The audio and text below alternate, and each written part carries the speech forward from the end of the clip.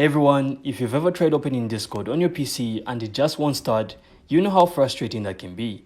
But don't worry, I've got a few easy fixes that usually get it running again in no time. So first, simply try restarting your PC.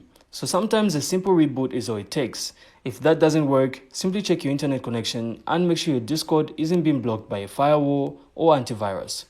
And another quick trick is to run Discord as an administrator. So just right click the Discord icon and select Run as Administrator. If it still won't open up, you can also try clearing the Discord cache by pressing Windows plus R at the same time. Then type in %appdata %/discord. Then finally delete the cache folder. And if all that doesn't work, reinstalling Discord often fixes the issue completely. So just download the latest version from the official website and install it again. And after trying these steps, Discord should open normally and you'll then be back chatting with your friends in no time. So I really hope you found this insightful, and if you did, make sure to leave a like and of course subscribe, then we'll see you on the next one.